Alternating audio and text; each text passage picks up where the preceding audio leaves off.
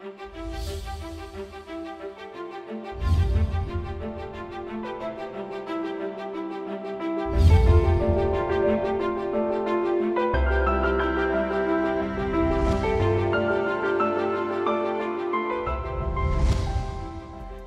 fundamentales de nuestra actual agenda periodística tienen que ver con la Constitución de la República, con la nueva composición de la Suprema Corte de Justicia y las leyes que norman la vida del país, desde la nueva ley de partidos hasta la posibilidad de una segunda reforma constitucional consecutiva.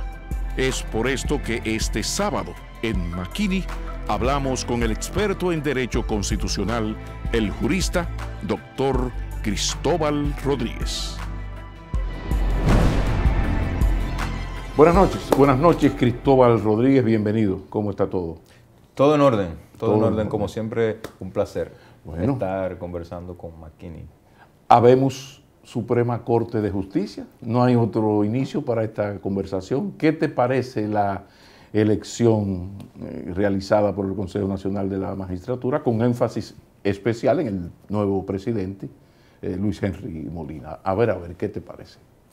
Mira, yo creo que la mejor manera de abordar el tema es mencionando los jueces designados por nombres, porque tienen nombre. Hay mucha gente que hace juicios genéricos y tienen nombres. O sea, yo creo que en su inmensa mayoría, las nuevas designaciones de magistrados de la Suprema Corte de Justicia son excelentes. Te digo nombres. Rafael Vázquez Goico, actual presidente del Tribunal Superior Administrativo, es uno de los jueces más capaces que tiene este país. Samuel Arias Arseno, que es miembro de la Cámara Civil de la Corte de Apelación del Distrito Nacional, es un juez que tiene toda una historia de reconocimiento público. Ese yo lo conozco bien. Samuel es quizás de los más reconocidos, digamos, públicamente. Sí. Además, decano de la Escuela de Derecho de la Pucamaima desde hace varios años. Excelente. El magistrado Justiniano Montero es una institución de probidad y de capacidad en materia civil en este país, profesor de décadas de Derecho Procesal Civil en la Universidad Iberoamericana y tengo entendido que también en Pucamaima.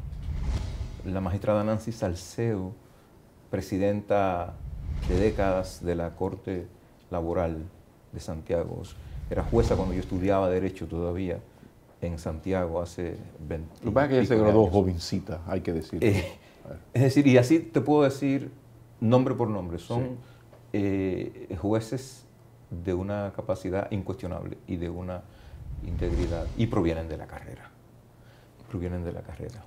O sea, todos provienen de...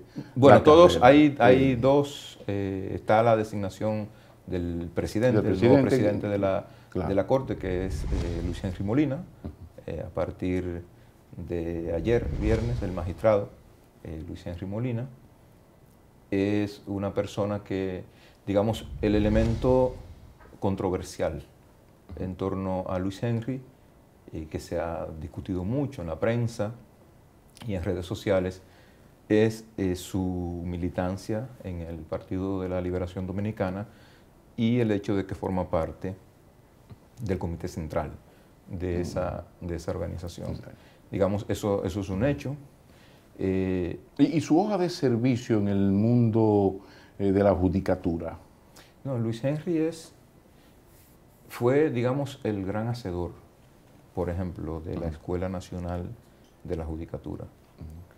Y no es que es el hacedor, es que dejó una impronta en el desempeño de sus funciones. Y yo a Luis Henry lo conozco no solo en su paso por la escuela, yo lo conozco en el desempeño de sus funciones como viceministro de la presidencia y como presidente de Indotel, que lo fue hasta hace 2 días.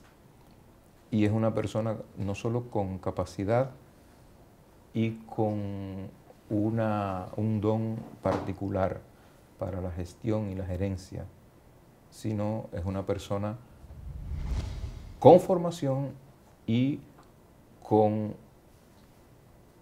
Hay un juez de la Corte Constitucional Italiana que habla como dentro de los atributos del juez de la autoestima profesional. Es una persona con autoestima profesional, sin duda, sin duda. O sea, yo lo he visto en Indotel decir no cuando hay quien decir no a quien asume que no se le puede decir no. Yo lo he visto. Entonces, ahora bien, esa hoja de servicio, esa trayectoria, esa formación no quitan razón a los elementos de censura que se han discutido en los medios de comunicación. Yo no tengo duda que en la presidencia de la Suprema Corte de Justicia Luis Henry va a tener un desempeño excelente. Porque hay un elemento que se ha hablado mucho y uno lo ha comentado, uno habla mucho yo he utilizado mucho el término de talante democrático, de hoja de servicio personal, o sea que hay personalidades incluso, no solamente dirigentes del PLD, de otros partidos, que en este momento pudieron haberlos nombrado y que tú sabes que tú dices, no, este sí. En el caso de Luis Henry Molina se da eso, él va a tener que batallar ahora en esta primera etapa con esa espada de Damocles.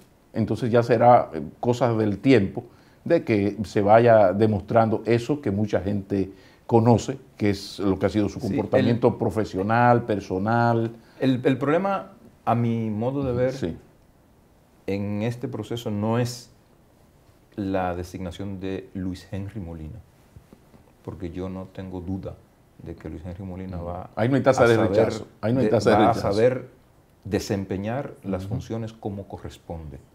No tengo la menor duda, y de que lo va a hacer bien, y además de que va a traer a la Suprema Corte de Justicia un elemento que era probablemente el que más se echaba en falta en la Corte Suprema de Justicia en los últimos 7 años, que era un líder. La Suprema Corte de Justicia estuvo carente de liderazgo, y el Poder Judicial en general, porque hay que recordar que la Corte Suprema de Justicia recibió, además de funciones como Corte de Casación, que ya las tenía de siempre, las funciones de administración y de gobierno del Poder Judicial. Y el presidente de la Corte Suprema de Justicia es también presidente del Consejo del Poder Judicial, y por tanto una persona que tiene que estar en el día al día de la definición de las políticas disciplinarias, de gestión, de administración, y eso básicamente estaba ausente, y su designación sin duda, en esos aspectos la Corte Suprema y el Poder Judicial van a tener un remozamiento. Por eso reitero, yo no tengo duda que él no es un tema. El problema es el hecho de que dentro de 7 años, una persona que no sea Luis Henry Molina, que sea del comité político del partido Y, o sea, cualquier partido va a asumir que tiene la potestad para hacerlo con alguien que no es Luis Henry Molina. Totalmente, se ha entendido perfectamente. Tenemos que ir a una pausa, pero toda esta selección ha quedado manchada por un incidente. Es muy lamentable todo lo que ocurrió en torno a la magistrada jueza Miriam Germán. Después de la pausa, a mí me gustaría que habláramos de esto, porque yo pienso que en estos procesos habrá un antes y un después de lo ocurrido aquel día y reiterado luego en una rueda de prensa para supuestamente pedir excusas. Vamos a la pausa y por favor este tema que ha marcado tanto. Ya regresamos. Lo que dijeron en la rueda de prensa es que solicitaron la intervención de ese teléfono sin saber de quién era. Y lo que te digo es que eso no se puede hacer, que eso es constitucionalmente anómalo.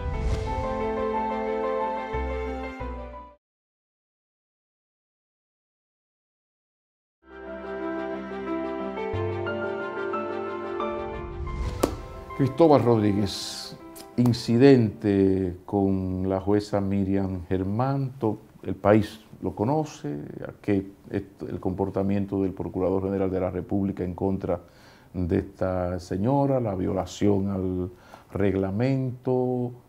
¿Qué explicación, qué lógica, qué podemos, de qué manera podemos entender todo lo ocurrido? Porque revisando, y uno ha hecho la investigación, no había ocurrido nada entre ellos, salvo aquella crítica de la jueza. Por favor, por favor. Mira, lo que pasó con Miriam Germán fue un acto de atropello múltiple. Fue un acto de atropello personal contra ella, innecesario. Fue un acto de atropello contra el Consejo Nacional de la Magistratura y contra el proceso que estaba en curso, porque eso puso en entredicho todo lo que venía haciendo el Consejo. Y lo puso en entredicho a pesar de que las 3 convocatorias previas del Consejo, presididas por el presidente Danilo Medina, habían tenido resultados satisfactorios. Exacto. Las 3. Exacto. Cuando se designó a los 4 magistrados del Tribunal Constitucional en diciembre, cuando se designó 4 magistrados de la Suprema Corte de Justicia hace 1 año y unos meses, cuando se designó a los nuevos incumbentes del Tribunal Superior Electoral. Es decir, el Consejo venía con un desempeño impecable. Sí. Esto vino a poner en entredicho y en cuestionamiento el proceso actual. ¿Y hasta el día de hoy. ¿Y cómo explicar la no reacción del Consejo ante lo ocurrido, la flagrante violación al reglamento? Eso no se discutía. Por eso te decía, cuando te hablo del Consejo y todo el... Pero no hubo reacción ni siquiera después de la rueda de prensa. Aquella reacción de los 2 miembros que son del PRM, la cara de Pared Pérez y Camacho, pero no hubo una reacción, con la agravante de que el señor procurador es un empleado que nombró el presidente de la República, que es el presidente del Consejo. No hubo reacción, y probablemente el hecho de que no hubo reacción explica que el tema se mantuviera tanto en el tono, en el nivel tan crítico y en el nivel tan alto del tono frente al gobierno. Es decir, la no reacción, yo no tengo números, no tengo mediciones, pero no hay duda de que tuvo y probablemente todavía esté teniendo consecuencias negativas. Bueno, esta semana para el gobierno. Viste el informe que presentó la empresa Claro, donde dice no, a nosotros se nos solicitó orden de un juez por 60 días. Sí, pero hay un video donde se afirma que la orden era para un señor supuestamente narcotraficante y que en el celular de ese señor apareció este celular, que lo interceptaron también, pero al darse cuenta que era de la jueza, inmediatamente se retiró. Eso se dijo, eso está en video. Es que todo fue en violación, primero, de los reglamentos internos del Consejo, en violación de la Constitución y en violación de la ley. O sea, usted no puede intervenir un teléfono, no es verdad que usted puede intervenir un teléfono o solicitar la intervención de un teléfono sin explicarle al juez a quién usted le está interviniendo el teléfono. Porque si usted lo pide sin explicarle al juez quién es el titular de ese número de teléfono, el juez tiene que rechazarlo. Porque una de las cosas, de los fundamentos o de los requisitos constitucionales para las intervenciones telefónicas es que quien solicita la intervención y quien la otorga tienen que explicar qué nivel de verosimilitud existe en que para suponer que la persona a quien le estoy interviniendo tiene algún vínculo con el mundo del crimen. Pero la Procuraduría solicitó a Claro la intervención del teléfono de la magistrada Miriam Germán o la intervención de ese teléfono 383. No, lo que dijeron en la rueda de prensa es que solicitaron la intervención de ese teléfono sin saber de quién era. Sin saber. Y lo que te digo es que eso no se puede hacer, que eso es constitucionalmente anómalo. O sea, estás diciendo entonces que se faltó a la Constitución. Por eso te digo que hubo violación a la Constitución. Es decir, para un juez ordenar la intervención de un teléfono, tiene que explicar con un nivel apreciable de verosimilitud que el titular de esa cuenta puede tener vínculos con el crimen. Porque solo con elementos indiciarios que te permitan colegir de manera razonable un nivel de vínculo con el crimen de una persona en concreto, tú puedes poner entre paréntesis el derecho a la intimidad de esa persona. O sea, no se justifica que yo viole o que interfiera con el derecho a la intimidad, a menos que no sea porque aquel en cuya intimidad me quiero meter tenga verosímilmente actuaciones que lo conecten con el crimen. Okay. Entonces, para yo, juez, valorar eso, tengo que saber de quién se trata. Sí, pero... Y de qué en concreto estoy sospechando y cuáles son los elementos que avalan mi sospecha. Muy bien, pero lo que pasa es que esto es muy grave. Estamos diciendo que a partir... No es muy grave, es una cosa de una gravedad irredimible. Porque estamos hablando, vamos Porque a poner... no, pero yo te quiero decir más, perdóname, Pablo. Sí, no, por favor. Es decir, Por favor. la magnitud de esta cuestión que no se ha aquilatado en su justa dimensión. Porque quizá por el elemento Es que político. Miriam Germán era presidenta de la Sala Penal de la Suprema Corte de Justicia. Uno de los 3 magistrados de mayor rango, digamos, no hay jerarquía, pero de mayor responsabilidad. Y en su condición de juez penal, de manera especial. El Ministerio Público interactúa con los jueces penales como parte en los procesos. Que el Ministerio Público, desde la jefatura del Ministerio Público, se espíe la forma en que se comunica, los movimientos que hace una jueza, es una forma que permite inclusive tomar conocimiento de procesos penales en los que el Ministerio Público es parte. ¿Y hacia dónde conduce todo esto? Es decir, de lo que estamos hablando es de una cosa grave. Sí, pero ¿hacia dónde conduce todo esto? Porque un narcotraficante o supuesto narcotraficante tiene una vida social y puede ser mi amigo, y me puede llamar por teléfono. O sea, lo que está pasando aquí, y estamos hablando del mundo del narcotráfico y de la judicatura, no dejemos el mundo de la política. O sea, estamos hablando de una cosa muy seria que, te pregunto, ¿esto no debería llevar a otra etapa? ¿O tú crees que esto se va a quedar así? ¿La magistrada jueza Germán no tiene derecho a someter a quien tenga que someter por esta afrenta, demostrable además? Sí, mira, yo no he conversado con Miriam, debo decir, yo soy amigo personal de Miriam, muy amigo. Y la estimo, la admiro y la respeto. Y me he mantenido muy cerca de ella en todo este proceso. Además está a media cuadra de mi oficina. Por eso iban con tanta regularidad los paquetes misteriosos a mi oficina, con libros de Jorge Luis Borges, con libros de Marta Nussbaum, con biografías de Luchino Visconti. O sea, aquellos paquetes de los que habló el procurador misteriosos. Que iban a donde un abogado del proceso Odebrecht iban a mi oficina, dirigidos a mí y a mi socio Guillermo Sterling. ¿Y tú no le has encontrado explicación? Porque, insisto, el único elemento que hay es aquello del caso Odebrecht, que ya dijo lo que dijo, aquello, nada más. Entonces, ¿cómo una persona, por este elemento que es el único? Porque el señor procurador no ha hecho una vida de judicatura, él creo que trabajó en la fiscalía, pero no es el caso de una Jenny Berenice que tiene media vida en esto, o esos mismos jueces que tú estás mencionando. O sea que ellos no han tenido un problema personal. Entonces, este encono, este odio, o sea, ¿cómo uno le encuentra explicación? ¿O deberíamos entrar al mundo de la política? No, yo creo que hay una mezcla.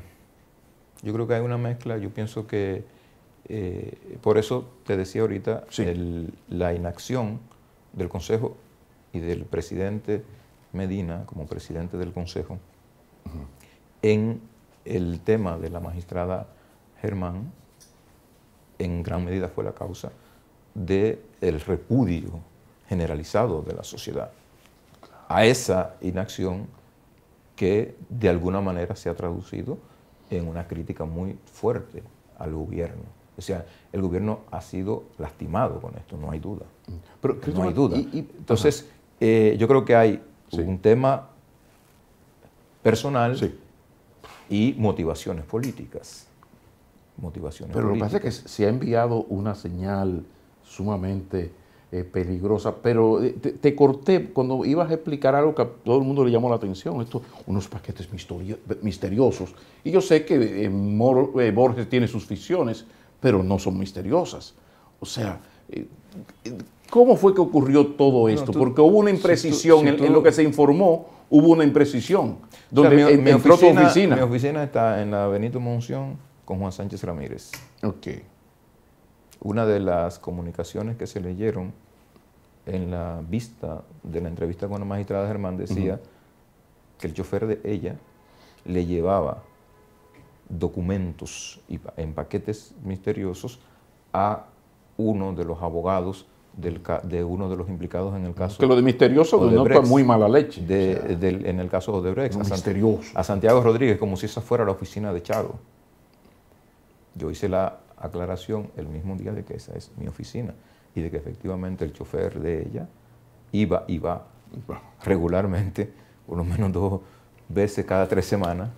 Entonces, cuando tú ves una cosa así, con una cuestión tan elemental, tú tienes derecho a no creer en nada de lo demás. Es muy lamentable. Vamos a una pausa, con tu permiso. Ya regresamos. No es verdad, no me cuadra por ningún lado que el gobierno con 71% de rechazo de la población a una nueva iniciativa de reforma constitucional se va a embarcar.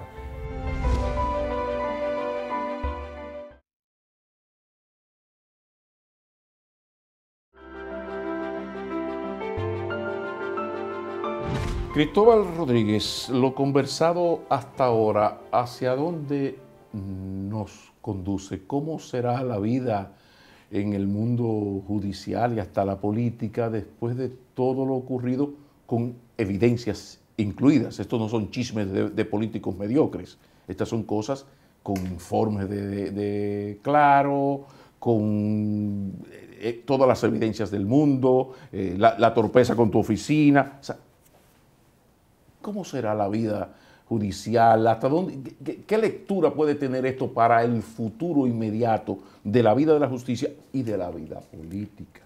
Mira, yo pienso que debió haber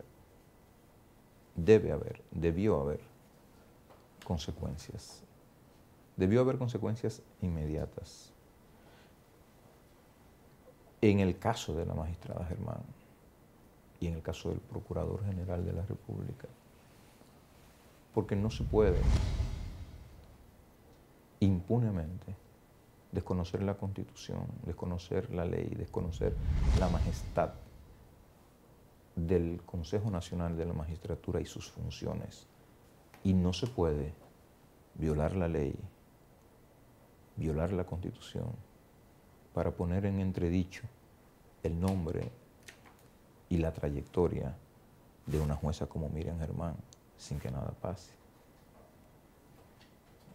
Debe haber consecuencias, y si no las va a haber por la vía de decisiones administrativas, yo pienso, vuelvo y digo, yo no lo he conversado con ella, pero yo pienso que la magistrada Germán tomará sus provisiones. ¿Cómo explicar el comportamiento de la oposición política?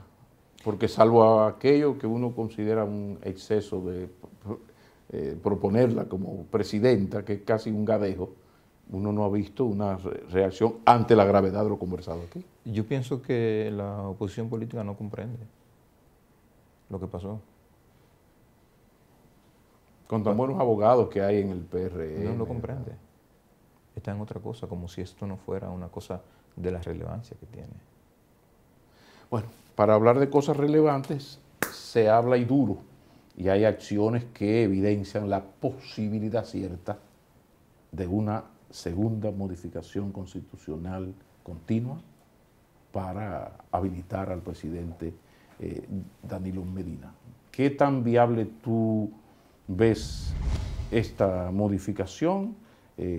Faltan unos 20 y tantos votos de la Asamblea, pero también la repercusión, más allá de lo legal y de lo legítimo, la repercusión que tú le ves a una posible, porque las señales se están enviando y bastante duras, de que la decisión se podría tomar de modificar la Constitución.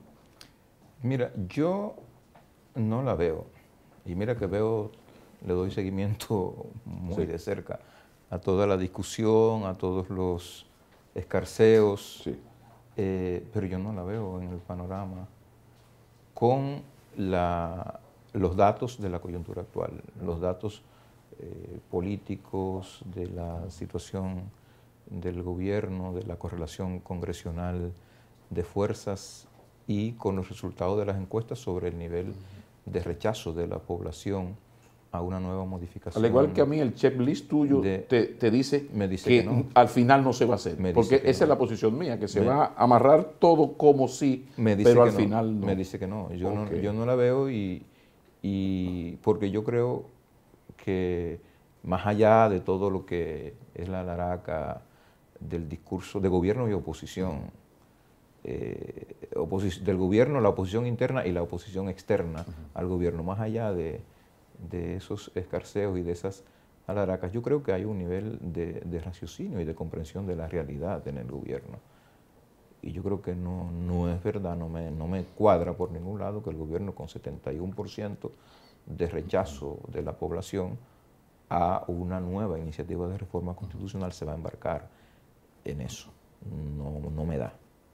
El nivel de racionalidad que yo le supongo no me da para concluir eso. Otro elemento que no se nos puede quedar, Cristóbal Rodríguez, habemos ley de partidos, régimen electoral, pero ahora están apareciendo unos macos. Hay uno que tiene que ver con la libertad de expresión, aquello de que no se puede hablar mal de, terrible, pero unas contradicciones terribles entre lo que plantea y ordena la ley de partidos que choca con el régimen electoral. ¿Qué ha pasado? Porque uno ve una que otra contradicción y dice, pero son las mismas personas. Si algo sobra en el Congreso son los buenos asesores jurídicos. Entonces, ¿qué explicación? Mira, porque ni siquiera es un traje a la medida, sino un mal traje. Hay elementos en ambas leyes que no resisten un test de constitucionalidad.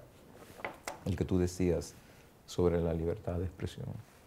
O sea, el tribunal está apoderado de unos 6, 7, el Tribunal Constitucional, de unos 6 o 7 recursos o acciones de inconstitucionalidad, en el caso de la ley de partidos, que algunos de los cuales yo creo que el tribunal deberá ponderarlos con seriedad. Este es especialmente sensible, el de la libertad de expresión. Hubo toda la discusión que hubo sobre el tema de las primarias, que si era contraria a la Constitución. Creo que esa es una de las cosas de las que fue también apoderado el Tribunal Constitucional. Eso yo no le veo posibilidad de éxito realmente.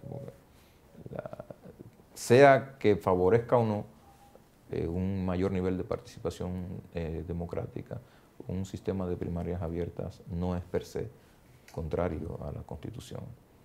Incluso si se impusiera como obligación para todos los partidos, mi tesis es que no es contrario a la Constitución. Yo pienso que los gazapos, tanto en la ley de partidos como en la ley... Sobre todo las contradicciones llaman la atención. Yo creo que tiene que ver con que el trabajo no se hizo en los tiempos en que debió hacerse y por tanto con el cuidado que debió hacerse. Es decir, no es admisible que promulgada la ley de partidos todavía hoy haya confusión en la comunidad jurídica sobre si se eliminó o no el arrastre de los senadores por los diputados. Es decir, es una... ¿Y qué es lo que lo explica? ¿Qué lectura tú le das a ese otro problema del arrastre? Porque hay lecturas... La ley lo eliminó. Y sin embargo, legisladores todavía hoy asumen que el arrastre se mantiene. Está eliminado en la ley. La ley creó distintos niveles de elección. El nivel senatorial, el nivel de los diputados, el nivel ¿Y de dónde municipal, se sacan, el nivel de qué chistera se saca ese argumento?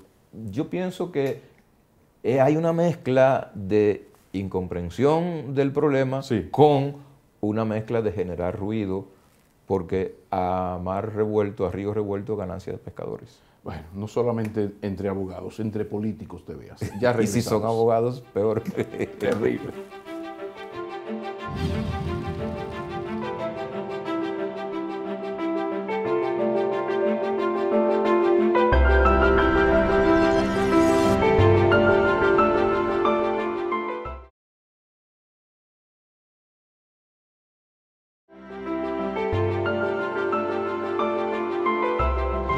Último segmento que vamos a resumir en una sola gran pregunta por lo importante del concepto. A partir de todo lo conversado, ¿cómo ve Cristóbal Rodríguez el presente y el futuro inmediato de la democracia dominicana, que sabemos que atraviesa no solo a nivel de la República Dominicana, en todo Occidente hay una crisis de credibilidad y de confianza hacia las instituciones, pero en el caso dominicano y a partir de lo que hemos estado conversando esta hora aquí, ¿cómo tú ves esto? Mira, yo pienso que el desafío macro de la sociedad dominicana es el desafío de la democracia. Estaba mirando hace un par de días la última entrevista del representante residente saliente del Programa de Naciones Unidas para el Desarrollo en República Dominicana, explicando los resultados y las conclusiones de un estudio sobre democracia en el país. Y hay un dato alarmante. El 74% de la población dominicana estaría dispuesta a apoyar un régimen de fuerza si se resuelven problemas básicos. Claro, la gente no va a darse cuenta de que los regímenes de fuerza no resuelven esos problemas básicos hasta después que los regímenes de fuerza estén instalados. Lo que significa esto es que hay una situación objetiva, que es un caldo, que propicia un caldo de cultivo para la emergencia de candidatos populistas, negadores de la democracia, como ha pasado y está pasando en otros países del hemisferio, porque no es una cuestión privativa de la República Dominicana. Los últimos informes sobre el respaldo ciudadano de la democracia en América Latina que ha publicado la CEPAL, indican una merma consistente. Latinobarómetro en la misma línea. Consistente de respaldo ciudadano de la democracia en los países del hemisferio. En República Dominicana, en los últimos 10 años, el respaldo ciudadano a la democracia ha disminuido cerca de 27 puntos. Cerca de 27 puntos. Entonces, eso debe servir de alerta a no solo a los políticos, a los ciudadanos, a los empresarios, a los líderes sociales, a las organizaciones de sociedad civil, para ponerse a organizar respuestas a esto. Porque uno no ve como respuestas a esa situación, y es como si eso no estuviera pasando. El estudio último de la CEPAL, el penúltimo, hablaba de que el problema de la democracia en estos países es como la diabetes, es una cosa silenciosa. Es una pero, cosa que silenciosa, pero que está ahí. Claro. Está ahí, y, está ahí, y progresa, hasta que un día se te cae un dedo, te quedas ciego. Okay. Pero tú compartes mi hipótesis de que lo que mantiene relativamente estable la paz social del país es el buen momento económico que ha vivido el país, con o sin endeudamiento, porque ahí está el turismo, ahí están las remesas, y lo cierto es que nosotros tenemos unos 15 años, si separamos el 2003, 4 y parte del 5, la economía dominicana ha ido muy bien. Entonces, ¿hasta qué punto todo lo que estamos viviendo aquí es una gran mentira que el buen funcionamiento de la economía pues tiene paralizado? Es decir, que se están dando todos los elementos para un Bolsonaro-Trump o algo peor en el momento en que el ciclo económico de crecimiento baje, porque tiene que bajar, pero además la economía nuestra es una economía sumamente vulnerable y dependiente de factores externos. Por favor. Lo que pasó en Brasil. Pudo haber sido Lula el presidente si las condiciones económicas de los gobiernos de Dilma, sobre todo del último, hubieran ocurrido siendo Lula presidente, hubiera pasado lo mismo. O sea, Lula mantuvo la popularidad que tuvo en Brasil porque tuvo en un momento de alzada de la economía. Cuando ese proceso de alzada de la economía frenó y empezó a declinar, le tocó a Dilma la mala suerte de ser ella la presidenta, pero pudo haber sido quien fuera. Entonces, eso es la economía, es una frase famosa, es la economía, estúpido. ¿Entiendes? Entonces, si nosotros hemos tenido esa suerte, yo espero que para cuando empiece a frenar el nivel de rendimiento o de crecimiento de la economía, hayamos tomado las provisiones o las previsiones en el ámbito de las instituciones, en el ámbito de las respuestas a los problemas que generan la desafección ciudadana con la democracia, para que la cosa no se nos vaya de la mano. Y yo, que soy pesimista en el análisis, a veces soy optimista en lo que espero. Yo siempre espero que las cosas van a tener remedio. Pero hay datos que preocupan, y qué manera de terminar con el dato de que el nietísimo del innombrable tirano y otro muchachito que se llama Karim Abud son los únicos candidatos, precandidatos o aspirantes o políticos que están creciendo considerablemente en las encuestas, al punto de que ambos están entre los primeros 10, 12 aspirantes, personas. Por eso yo digo, y bueno que lo mencionaste al final, 30 segundos para decirte, y a mí no me preocupa que sea el nietísimo. A mí me preocupa el fenómeno. Claro, porque ninguno de los dos pueden, constitucionalmente ninguno de los dos puede. Precisamente. Pero es por ahí por donde tú vas. Pero es el fenómeno. Porque lo que significa eso es que mañana puede ser otro. El asunto, eso es como a los muchachos malcriados, que uno dice: mi hijo, te estás comprando todos los números, te vas a sacar la pela. Ojalá que nosotros nos sigamos comprando los números del caos y de la anarquía. Muchísimas gracias. Encantadísimo, Pablo. Cristóbal Rodríguez, por eso fue que te invité, para hacer el programa que has hecho. Muchísimas gracias y buenas noches.